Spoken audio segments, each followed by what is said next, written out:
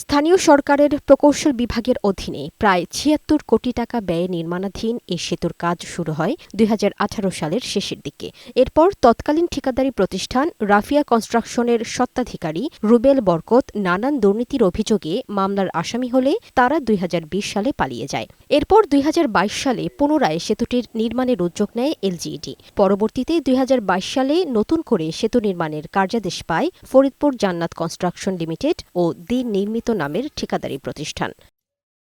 ফরিদপুর শহরের সঙ্গে পদ্মা নদীর দুর্গম চরাঞ্চলের মানুষের যোগাযোগ ব্যবস্থা উন্নীত করার জন্যই সেতুটির নির্মাণ হয়। তবে এখনও ৪০ থেকে ৪৫% কাজ বাকি। এতে ভোগান্তি লাঘব হচ্ছে না স্থানীয়দের। আমাদের এত কষ্ট, কিন্তু ব্রিজের কোনো কামই হইতেছে না। এই আসে ও চলে যায়, কেউ কাজ করে না ঠিক মতো।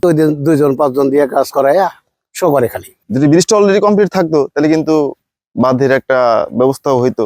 যত তাড়াতাড়ি ব্রিজটা হইলে আমাদের সুবিধা হয়। ঠিকাদারি প্রতিষ্ঠানের এই কর্মকর্তা জানালেন, সেতু নির্মাণ কাজ শেষ করতে এখনো কমপক্ষে ২ বছর সময় লাগবে। বর্ষার মৌসুমে আমরা কাজটা সময় মতো করতে পারিনি, বিধায় আমাদের কাজটা করতে সমস্যা হচ্ছে। কাজটি শেষ করতে আরো ২ বছর সময় লাগবে। স্থানীয় সরকার বিভাগের এই প্রকৌশলী জানালেন, সেতুর কাজ ৬৫% সম্পন্ন হয়েছে। এই মুহূর্তে ফিজিক্যাল প্রোগ্রেস আমরা বলতে পারি 60%, অর্থাৎ নিচের যে সাবস্ট্রাকচারের যে কাজটা, সাবস্ট্রাকচারের কাজটা শেষ। দ্রুত সেতুর কাজ শেষ করার আশ্বাসও দেন এলজিইডির এই প্রকৌশলী।